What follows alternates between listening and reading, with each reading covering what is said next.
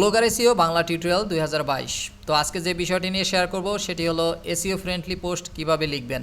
ভিডিওটি শুরু থেকে শেষ পর্যন্ত দেখবেন, অবশ্যই আপনার উপকার হবে ইনশাল্লাহ। তো ভিডিওটি শুরু করার পূর্বে একটা বিষয় নিয়ে আপনাদের সাথে একটু শেয়ার করতেছি, সেটি হলো askerit.com এই ওয়েবসাইটে আপাতত ব্লগিং ফ্রি টুল 3টা টুল এখানে রাখা হয়েছে। অবশ্যই এই 3টা টুলও জরুরি, আর এর সাথেও ইনশাল্লাহ অ্যাড হবে সামনে। তো এর ভিতর থেকে অবশ্য সবচাইতে বেশি যেটা জরুরি সেটা হলো এফএকিউ স্কিমা জেনারেটর, যেটা আমি আজকের এই পোস্টে দেখিয়ে দেব। তবে তার পূর্বেও আপনার এফএকিউ স্কিমা জেনারেটর কেন অ্যাড করবেন সেই বিষয়টা এখান থেকে এই লিঙ্কে ক্লিক করে আমার চ্যানেলের ইউটিউবের ভিডিও রয়েছে, সেটি অবশ্যই দেখে নেবেন। এটা অবশ্যই বর্তমানে আপনার র্যাঙ্কিংয়ের অন্যতম একটা সিগন্যাল, আর এটা থেকে কিন্তু আপনি অনেক ক্লিক পাবেন। তো যাই হোক, আপনারা এই ভিডিওটি এখান থেকে দেখে নেবেন। তো এটা কিভাবে করতে হয় অবশ্যই এই পোস্টে আমি দেখিয়ে দেব। তো যাই হোক, এরপর যেটা রয়েছে আপনার ওয়ার্ড কাউন্ট, আপনি যেই অনেক সময় আমরা পোস্ট করি যে কত ওয়ার্ডের হলো সেটা দেখার জন্য এখানে আপনি এখান থেকে ওয়ার্ড কাউন্ট টুল এখানে ক্লিক করলে হবে, এখানে নিয়ে আসবে। এখানে শুধুমাত্র আপনার টেক্সটটা আপনি পেস্ট করে দেবেন। পেস্ট করে দিলে আপনার character count, word count without space, এটা এখান থেকে আপনারা দেখতে পাবেন খুব সহজেই। এটাও আপনার জন্য আশা করি অনেক সাহায্য করবে আপনার লেখার ক্ষেত্রে। আর আরেকটা ব্যাপার হলো, এইটা অবশ্য জরুরি একেবারে যারা নতুন সাইট শুরু করেন, সেটি হলো সাইড ম্যাপ জেনারেটর, যে আমাদের সাইড ম্যাপ জেনারেট করার দরকার হয়। তো তার জন্য এখানে আপনার ওয়েবসাইটের লিঙ্কটা দেবেন, এরপর জেনারেট সাইড ম্যাপ এখানে ক্লিক করবেন। এরপর এমন একটি ইন্টারফেস আসবে, এখান থেকে ওকেতে প্রেস করলেই এখান থেকে আপনি চাইলে কাস্টম রবট, আপনি যে রবট টিএক্সটি সেটা এখান থেকে আপনি চাইলে ব্যবহার করতে পারেন। আর সাইড ম্যাপটা এখান থেকে এখান থেকে আপনারা এটুকু কপি করে আপনার যে সার্চ কনসোল রয়েছে, সার্চ কনসোলে আপনি কপি করে বসিয়ে দিবেন। তো যাই হোক, এই 3টে আপনারা অবশ্যই এই আজকেরাইটি ওয়েবসাইট থেকে আপনারা এখান থেকে ব্যবহার করবেন। আর পরবর্তীতে আমি এখানে আরও কয়েকটা টুল অবশ্যই আনবো, দরকারি টুল, আশা করি সেগুলো আপনার কাজে আসবে। তো যাই হোক, আজকে এখন এসইও ফ্রেন্ডলি পোস্ট লেখার একেবারে শুরু থেকে মনোযোগ সহকারে দেখবেন আপনাদের বোঝানোর সুবিধার্থে। তবে আমি একেবারে যারা বিগিনার রয়েছেন তাদের উদ্দেশ্যে চিন্তা করে আসলে একেবারে শুরু থেকে শেষ পর্যন্ত দেখানোর চেষ্টা করব, আপনারা মনোযোগ সহকারে দেখবেন। রচনা আমরা ছোটোবেলায় অনেকেই লিখেছি, অনেকেই বলতে আমার মনে হয় যে এখানে যারা আমার ভিডিও দেখেন আশা করি প্রত্যেকেই পড়াশোনা করেছেন। তো অবশ্যই সবাই রচনা লেখা লাগছে আমাদের স্কুলে। তো সেখানে আমরা আমাদের বিদ্যালয় নামে আমরা কি করেছি, রচনা লিখেছি। তো একটা বিষয় হলো যে আমরা যখন কেউ রচনা লিখেছি কিভাবে, যে আমাদের বিদ্যালয় নিয়ে আমরা কি করেছি, একেবারে কোনো সূচনা বা কোনো হেডিং কোনো কিছু না দিয়ে ঠিয়ে আমরা কি করেছি, একান্তভাবে হজবরলভাবে লিখে গেছি। এখন আমাদের স্যার কি করেছে, ওই খাতার মার্ক কিন্তু সব সময়ের জন্য কম দিয়েছে। কম বলতে দেখা গেছে 10-এর ভিতর আমাদের কত দিয়েছে, দেখা গেছে 5, 4, 6 এরকম। কিন্তু যে আবার অনেক সুন্দর গুছিয়ে লিখেছে তাকে কিন্তু কি করেছে 9, 9.5 এরকম দিয়েছে। যার হাতের লেখা একটু ভালো তার 9.5 দিয়েছে 10-এর ভিতর। তো সেমভাবে গুগলের প্রসেসটাও একই রকম। তো কিভাবে আসলে কি করবেন, এটা ধরেন আপনার টাইটেল। তো এখন টাইটেলের এই রচনার মতোই আমাদেরকে মনে করতে হবে। কেমন, প্রথমে আমাদেরকে একটা সূচনা দিতে হবে। আপনার পোস্টের কি থাকবে, একটা সূচনা থাকবে। তো আমি এটা লিখলাম যে একটা সূচনা আমরা দিলাম, এই সূচনা থাকবে। তারপরে কি থাকবে, আমরা আমাদের রচনার সময় আমরা কি লিখেছি, যে আমাদের খেলার মাঠ, আমরা মাঠ দিয়ে শুরু করেছি বা খেলার মাঠ আমরা লিখতে পারি। এরপরে কি লিখেছি, শ্রেণীকক্ষ। এরপরে কি লিখেছি, লাইব্রেরি। এরপরে কি লিখেছি, মসজিদ। এরপরে কি লিখেছি, উপসংহার। তো এইভাবে কিন্তু আমরা আমাদের রচনাটাকে কি করছি, এখান থেকে শুরু করেছি আর এই উপসংহার দিয়ে শেষ করেছি।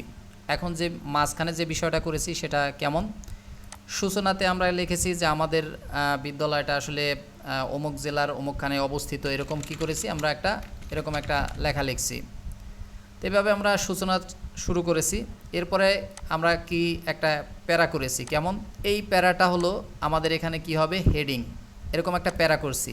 এই প্যারার পরে কি করছি আমরা, এই যে আমাদের খেলার মাঠ, এই খেলার মাঠ সম্পর্কে আমরা কি করেছি, এই খেলার মাঠ সম্পর্কে আমরা বর্ণনা দিছি যে আমাদের বিদ্যালয়ের খেলার মাঠ এত বর্গাকার বা এরকম গোলাকার।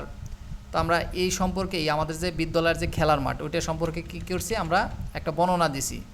সেমভাবেও আমাদের এখানে যে আমরা যে পোস্টটা লিখব, এখানে আমাদের যে মেন যে কিওয়ার্ডটা থাকবে, সেই কিওয়ার্ডটা আমরা এই দ্বিতীয় অবস্থানে দিয়ে আমরা কি করে দেব, এখান থেকে হেডিং করে দেব। আর সূচনাতে আমাদের কিছুই করতে হবে না। সূচনাতে আপনি এই আপনার যে মেন কিওয়ার্ড, তো এই মেন কিওয়ার্ড ধরুন আমাদের বিদ্যালয়, এই আমাদের বিদ্যালয়টাকে এখানে তো সূচনা হবে না, এখানে আমাদের বিদ্যালয় এটা দিয়ে দিলাম। দিয়ে দেওয়ার পরে এটাকে আমরা কী করলাম, বোল্ড করে দিলাম। বোল্ড করে দিয়ে আমরা যে কাজটি করব সেটি হলো আমরা এখান থেকে আমাদের পোস্টটা শুরু করব। এরপরে তো এটা তো হেডিং অবশ্যই হবে। এই যে প্রত্যেকটা যে আমরা যে মানে আলাদা আলাদাভাবে প্যারা লিখতাম, সেম এই একইভাবে আমাদের এখানেও এই পোস্টের ক্ষেত্রেও তাই করতে হবে। দ্বিতীয়টা আমরা কি করব, এখান থেকে আমরা হেডিং করে দিব। তো আবার এই শ্রেণীকক্ষ সম্পর্কে, আমাদের যে বিদ্যালয়ের যে শ্রেণীকক্ষ, সেই শ্রেণীকক্ষ সম্পর্কে আমরা কি করব, আবারও একটা বর্ণনা দিব। এরপরে আমাদের যে লাইব্রেরিও একটা প্যারা, তো এটাকেও আমরা কি করে দেব, এটাকেও আমরা একটা হেডিং করে দেব। আবার এই লাইব্রেরি সম্পর্কে কি করব, আমরা এখানে একটা বর্ণনা দিয়ে দিব। এরপরে রয়েছে মসজিদ, তো মসজিদে আমরা এটাকেও কি করব, হেডিং করে দেব। এই মসজিদ সম্পর্কে যে আমাদের বিদ্যালয়ের কোন পাশে আসলে মসজিদটা অবস্থিত, বিস্তারিত এখানে এটা লিখে দিব। তো এটা লিখলাম, লেখার পর একেবারে সর্বশেষ কোথায় আমরা চলে আসলাম, উপসংহারে। তো উপসংহারে আবার কি আমাদের যে এই যে কিওয়ার্ড রয়েছে, এই কিওয়ার্ডটাকে আবার আমরা এই শেষের দিকে দিয়ে দিলাম। এটাও আবার আমরা বোল্ড করে দিব। দেওয়ার পরে আমরা এই যে আমাদের বিদ্যালয় সম্পর্কে যে আজকে এখানে লিখলাম, এই লেখাটাকে আমরা এখানে সংক্ষিপ্ত আকারে আবার এই লাস্টে উপসংহারে আমরা এটাকে শেষ করে দিব। তো এভাবে আমাদের প্রথম যে লেখার যে স্ট্রাকচার, এটা আমরা এভাবে ঠিক করে নিব। আপনি যখনই পোস্ট লিখবেন, আপনার যে মেন কিওয়ার্ড রয়েছে, আপনার মেন কিওয়ার্ড যেন চেষ্টা করবেন আপনার যে হেডিংগুলো রয়েছে, এই হেডিংয়ের ভিতর আপনার মেন কিওয়ার্ডটা যাতে থাকে। আবার সূচনার দিকে যেটা শুরু করলেন, এখানেও যে আপনার যে মেন কিওয়ার্ড অবশ্যই সূচনা দিয়ে শুরু করবেন। আবার শেষেও আপনার যে মেন কিওয়ার্ড রয়েছে, সেই মেন কিওয়ার্ডটা দিয়ে শেষ করার চেষ্টা করবেন। এরপর আমাদের যে কাজ, সেটা হলো আমাদের এখানে একটা ইমেজ আপলোড করতে হবে। এখন একটা ইমেজ বলতে এখানে আপনার পোস্টের অনুসারে আপনি চাইলে ধরেন এখানে খেলার মাঠ সম্পর্কে আপনি একটা ইমেজ দিতে পারেন, এখানে শ্রেণীকক্ষ সম্পর্কে আপনি একটা ইমেজ দিতে পারেন, এখানে লাইব্রেরি সম্পর্কে একটা ইমেজ দিতে পারেন, এরপর মসজিদ সম্পর্কে আপনি একটা ইমেজ দিতে পারেন। আর শুরুর দিকে আমাদের বিদ্যালয়, এই বিদ্যালয় সম্পর্কিত একটা ইমেজ আপনি আপলোড করতে পারেন। এখন এইটা হলো সম্পূর্ণ আপনার ব্যক্তিগত ব্যাপার, তবে ইমেজ বেশি ব্যবহার করলে ওই পোস্টের র্যাঙ্কের সম্ভাবনা বেশি আকারে থাকে, এটা স্বাভাবিক। তো এখন আমরা যে কাজটা করব, আমাদের যে এই যে সূচনা গেল, সূচনার পরে আমরা একটা ইমেজ ব্যবহার করব। এখন অনেকেই আবার আছেন উপরের দিকে একেবারে শুরুর দিকে ইমেজ ব্যবহার করেন, আপনার ইচ্ছা। এখানে আসলে ওইরকম কোনো নিয়ম আসলে নেই, তবে আপনার কিওয়ার্ডের পরে আসলে রাখাটাই ভালো। এখন অনেক ওয়েবসাইটই দেখবেন একেবারে শুরু দিয়েই আপনার শুরু করে ইমেজ দিয়ে। এখন ওইটা আপনার ইচ্ছা, আপনি উপরে দিলেও সমস্যা নেই, নিচে দিলেও সমস্যা নেই, তবে এখানে আমরা একটা ইমেজ এখন আপলোড করব। তো আপলোড করার পর এই ইমেজের কিন্তু আবার কি করতে হবে, আমাদেরকে একটা অল্টার টেক্সট কিন্তু আমাদের ব্যবহার করতে হবে। আপনি যদি অল্টার টেক্সট ব্যবহার না করেন, সেক্ষেত্রে কিন্তু এই ইমেজটা আসলে কি সম্পর্কিত এটা কিন্তু আসলে গুগল বুঝতে পারবে না। দেখেন এইটা জন্ম নিবন্ধন, এখন গুগল কিন্তু আসলে জন্ম নিবন্ধন না অন্য কিছু, এটা কিন্তু গুগল বুঝবে তখনই। ধরেন এইটার এখন অল্টার টেক্সট যদি আমি দিয়ে দেই আপনার আমাদের বিদ্যালয়ে, গুগল কি তখন কিন্তু আর এইটা বুঝবে না যে জন্ম নিবন্ধন, গুগল তখন বুঝবে যে আমাদের বিদ্যালয়, এইটাই বুঝবে তখন গুগল। কারণ গুগলরে আমি কিন্তু এটাই বুঝিয়ে দিয়েছি। কিভাবে বুঝালাম, এটা হলো এই অল্টার টেক্সটের মাধ্যমে। আপনি এই ইমেজের উপর এভাবে ক্লিক করবেন, ক্লিক করলে এই যে সেটিংয়ের মতো একটা আইকন দেখতে পাবেন, এখানে ক্লিক করবেন। ক্লিক করলেই আপনার এইটা এখানে দেখবেন যে অল্টার টেক্সট, ALT তারপর টেক্সট, আর এটা হলো টাইটেল টেক্সট। তো আপনি এখান থেকে অল্টার টেক্সটটা দিয়ে দিবেন, আর এখানে নিচের দিকে আপনার টাইটেল টেক্সটটা দিয়ে দেবেন। তবে অবশ্যই আপনার যে কিওয়ার্ড রয়েছে আমাদের বিদ্যালয়, সেই আমাদের বিদ্যালয় এটাই আমরা এখানে দিয়ে দেব অবশ্যই। আর এখান থেকে আপনার সাইজের ব্যাপারে আপনি যে সাইজটা চান আপনি সেই সাইজটা এখান থেকে দিয়ে দেবেন। দেওয়ার পরে এখান থেকে কি করবেন, আপনি আপডেটে ক্লিক করে দেবেন। তো এখানে আমরা যদি এই মিডিয়াম অবস্থায় রাখি, আমাদের ইমেজটা আসলে ছোট দেখাবে। তো আমি যদি লার্জ করি একটু বড় দেখাবে, এক্স লার্জে আরও বড় দেখাবে। আর অরিজিনালে আমি যদি অরিজিনাল দিই, তাহলে কি আমি ওই ইমেজটা আমি যত টুকু সাইজের করেছি সম্পূর্ণ সাইজের চলে আসবে। তো এখানে দেখাবে যে আমার ইমেজটা এখানে কি হবে না, যেখানে কিন্তু এই যে একটা মাপ রয়েছে ওয়াইড হাইটের, এখানে দেখাচ্ছে যে এটার সাথে যাচ্ছে না। বাট আপনার এই থিমের আপনি যেই টেমপ্লেটটা ব্যবহার করতেছেন, ওই টেমপ্লেটে কিন্তু আপনার কিন্তু এটা আপডেট করার পর কিন্তু আপনি যতটুকু হাইট ওয়াইটে দেওয়া আছে ওই থিম সাপোর্টেড ওইটার ভিতরেই দেখাবে, তখন কিন্তু আপনার এই পুরো ইমেজটাই দেখাবে। বাট হাইট ওয়াইটের ব্যাপারটা এখানে আপনি চাইলে আপনি অরিজিনাল দিতে পারেন, আর চাইলে আপনি এক্স লার্জ করে দিতে পারেন। এক্স লার্জ দিলে কি হবে, আপনার ইমেজের সাইজটা কিছুটা কমে যাবে, আপনার থিমের যে যতটুকু রয়েছে অতটুকুর ভিতরেই থাকবে। তো এটা হলো আপনার একান্ত ব্যক্তিগত ইচ্ছা। তো ইমেজটা এইভাবে দিয়ে দেবেন। তবে এখানে সবচাইতে বেশি যেটা জরুরি অবশ্যই আপনার ইমেজের অল্টার টেক্সট, এটা অবশ্যই জরুরি যে ইমেজটা কী সম্পর্কিত, অবশ্যই গুগলকে বোঝানোর জন্য। তো আমাদের আমরা যত এই কিওয়ার্ডের উপর লিখব, তো এই কিওয়ার্ডে অবশ্যই আমরা এই আপনার যে রয়েছে এই ইমেজের অবশ্যই অল্টার টেক্সটটা ব্যবহার করে দিব। অবশ্যই অল্টার টেক্সটটা ব্যবহার করে দিবেন। আপনার যে মেন কিওয়ার্ড ওই কিওয়ার্ডটা অবশ্যই ইমেজের মেন এই যে অল্টার টেক্সটে দিয়ে দিবেন, এটা অবশ্যই করবেন। তো এটা গেল একটা বিষয়। এরপরে আপনার ইন্টারনাল লিঙ্কিং, আপনার ওয়েবসাইটে মানে আর একটা পোস্টের সাথে, মনে করুন যে আমার এই পোস্টের সাথে এই পোস্টের একটা লিঙ্ক করে দেব, সেজন্য যে কাজটা করতে হবে এখান থেকে আমাদের লিঙ্কটা কপি করতে হবে। এরপর আমাদের যেই মনে করেন যে এই যে আর একটা পোস্ট করেছি জন্ম নিবন্ধন, তো এটি জন্ম নিবন্ধন দিয়ে লেখা, তো এটার উপর এইভাবে ড্র্যাগ করে এরপর এখান থেকে এই যে লিঙ্কে ক্লিক করবেন, এরপর এখান থেকে লিঙ্কটা পেস্ট করে দিয়ে এরপর অ্যাপ্লাই করে দিবেন। আর যদি অন্য কারো ওয়েবসাইটের লিঙ্ক দেন, মানে আপনার এই ওয়েবসাইটের বাইরের অন্য কারো লিঙ্ক দেন, সেই ক্ষেত্রে এখান থেকে ওপেন, এখানে একটা টিকমার্ক করে দেবেন যে open this link in a new window. আর নিজের ওয়েবসাইটের ক্ষেত্রে এটা করার দরকার নেই, নিজের ওয়েবসাইটে এখানে কোনো কিছুই করবেন না, জাস্ট আপনি লিঙ্কটা দেবেন, দেওয়ার পরে এখান থেকে অ্যাপ্লাই করে দেবেন। তো এই গেল আপনার প্রথম একেবারে আপনার এখানের কাজ।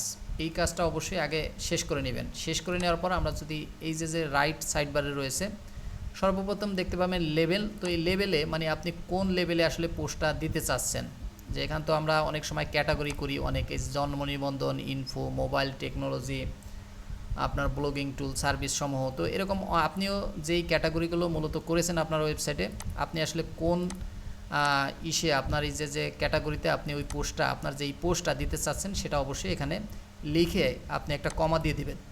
তো এখান থেকে দেখুন রিভিউ একটা কমা দিয়ে দিলাম। আমি যদি চাই যে আমার এই একই পোস্ট আমি আরও একটা ক্যাটাগরিতে, মানে আমার একটা পোস্ট ধরেন জন্ম নিবন্ধনে রয়েছে, একটা ধরেন ওই পোস্টে আমি চাচ্ছি যে ইনফোতে দেব, তো সেক্ষেত্রে আমাকে কী করতে হবে, ওই আপনার জন্ম নিবন্ধন দিতে হবে। আবার কি করতে হবে, আমার যে এই যে ইনফো রয়েছে যেমন টেকনোলজি, আমি এটাতেও দিয়ে দিলাম, টেকনোলজির পাশাপাশি আমি আবার নিউজে দিয়ে দিলাম।